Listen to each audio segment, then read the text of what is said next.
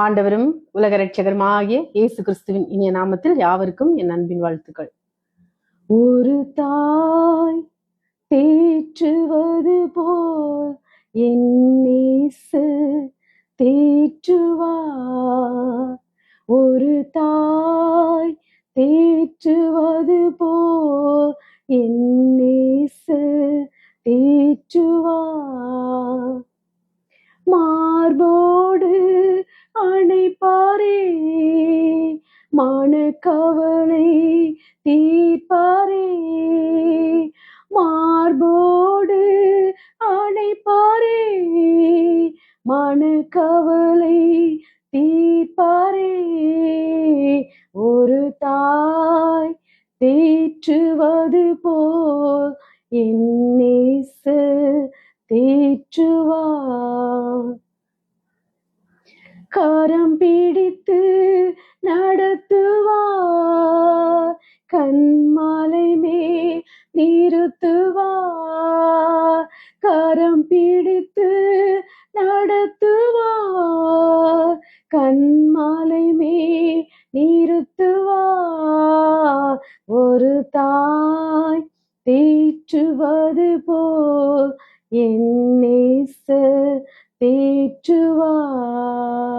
ஒரு தாய் தேற்றுவது போல் என் இயேசு தேற்றுவார்.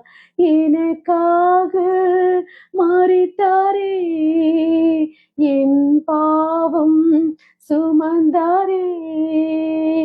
எனக்காக மரித்தாரே, என் பாவம் சுமந்தாரே. ஒரு தாய் தேற்றுவது போல் என் இயேசு தேற்றுவார். ஒரு போதும் கைவிடார், ஒரு நாளும் விலகிடார். ஒரு போதும் கைவிடார், ஒரு நாளும் விலகிடார். ஒரு தாய் தேற்றுவது போல் என் இயேசு தேற்றுவார். ஆமென். அல்லேலூயா, பிரைஸ் காட்.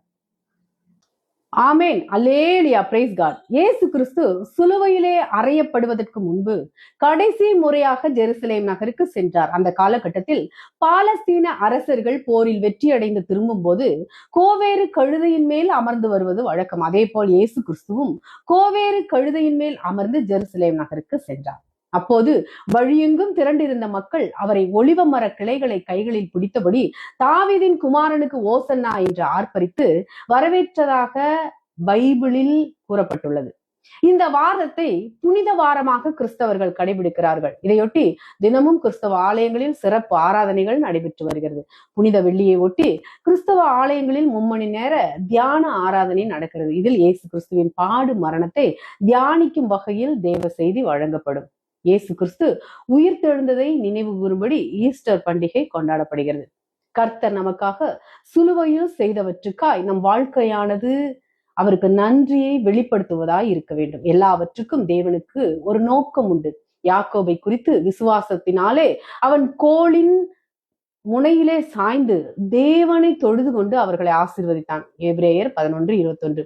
அந்த ஊன்றுகோலானது உறுதியான சுய நம்பிக்கை கொண்ட யாக்கோபுக்கு எல்லாவற்றுக்கும் தேவனையே சார்ந்து இருக்க வேண்டும் என்பதை எப்போதும் நினைவூட்டுவதாய் இருந்தது. இப்படித்தான் அவன் தேவனோடும் மனிதனோடும் போராடி மேற்கொண்ட தேவனது ஓர் இளவரசனான இஸ்ரவேலாக மாறினான். அந்த வசனம் கூறுவது போல் அவன் அப்படி ஒரு பலவீனமான நிலைக்கு வந்தபோதுதான் மற்றவர்களை அவனால் ஆசீர்வதிக்க முடிந்தது. உங்கள் மனுஷீக பலமானது நொறுக்கப்பட்டு தேவனை மட்டுமே சார்ந்து இருக்கும்போது நீங்கள் இயல்பாக மற்றவர்களுக்கு ஆசீர்வாதமாய் இருப்பதை காட்டிலும் மிகுந்த ஆசீர்வாதமாய் மாறுவீர்கள். அதற்கு இந்த யாக்கோபின் அனுபவத்தை நீங்கள் பெற வேண்டும். தேவன் உங்கள் வாழ்க்கையின் ஒவ்வொரு விவரத்தையும் மிகவும் நேர்த்தியாக திட்டமிட்டிருக்கிறார்.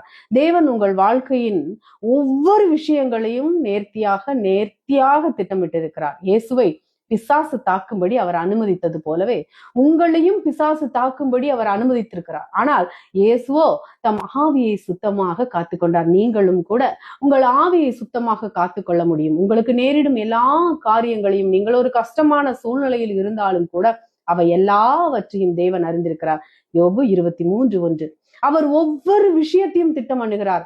மனுஷனுடைய உதவி விருதா என்று நீங்கள் உணர்ந்து கொள்ளுகிற தேவனை மட்டும் சார்ந்திருக்கிற ஒரு அனுபவத்தை பெற்றுக்கொள்வது நல்லது. இந்த வழியில் மட்டுமே நாம் ஆவிக்குரிய வளர்ச்சியை அடைய முடியும். பிதாவாகிய தேவன் நம்மை தெரிந்து கொண்டிருக்கிறார். குமாரனாகிய தேவன் தம் இரத்தத்தினாலே நம்மை கிரயத்துக்கு கொண்டிருக்கிறார். பரிசுத்த ஆவியானவர் நாம் அவருக்கு சொந்தமானவர்கள் என்று முத்திரையிட்டு இருக்கிறார். ஆமேன். தேவன் தாமே இந்த வார்த்தையின் மூலம் உங்கள் யாவரையும் ஆசீர்வதிப்பார்கள். அல்லேலூயா. Price God.